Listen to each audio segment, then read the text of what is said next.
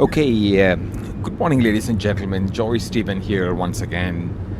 I'm on this train number 2, the Canadian from Vancouver to Toronto, 4 nights. And every day morning, I spend my time, or through the day, I spend my time taking in videos for you guys to understand what the different migration process to Canada is through provincial nominee programs.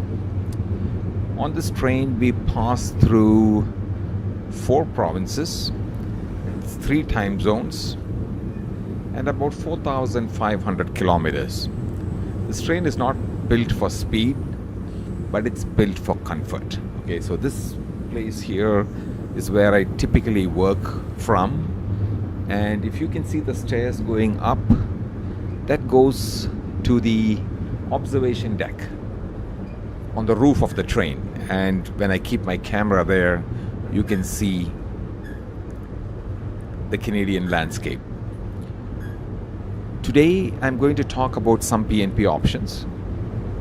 And also, this video or the series of videos on this train is dedicated for those of you who also journey, but a much more important journey in your life, to migrate from one country to Canada. So fasten your seatbelts and listen.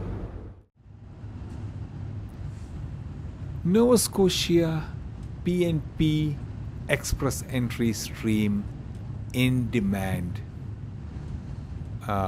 program. It's a demand program. Now, as we are traveling on this train and my camera lens is focused outside, we are now going to talk about the Nova Scotia Demand Express Entry Stream. And this program selects highly skilled individuals who wish to live in Nova Scotia permanently. Applicants must have a good chance of quickly finding a job in Nova Scotia's labor market. The Nova Scotia Office of Immigration reserves the right to consider only certain types of occupation for nominations depending on the current labor market needs. That means this program is dependent on the job you're doing, on the experience you have. Applications will only be accepted online. Okay, this program is for applicants with experience in an opportunity occupation and is expected to open and close throughout the year. In eligibility, to apply under this option, you must have these are the 6 eligibility criteria. Number 1, be in one of the target occupations as identified in Nova Scotia Demand.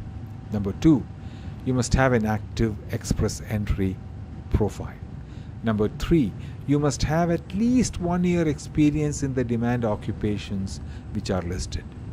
Number 4, you must have a Canadian high school credential or equivalent. You could have studied overseas. That means you could, as long as it's equivalent to the Canadian standards. Number 5, prove your language ability in English or French at a Canadian language benchmark of 7. And number 6, show enough financial resources to successfully settle in Nova Scotia. Okay, so these are the 6 eligibility criteria, and this program keeps opening and closing all through the year. Very often it's an unannounced maybe, so you need to be watchful. PNP programs offer some of the best opportunities for people with lower scores. However, because of the variety of the PNP programs in existence, it is sometimes confusing, and approaching them may be a challenge.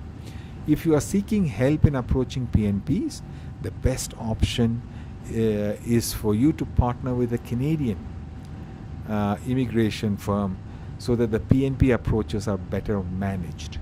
Many PNPs open during Canadian working hours when your agent overseas is closed.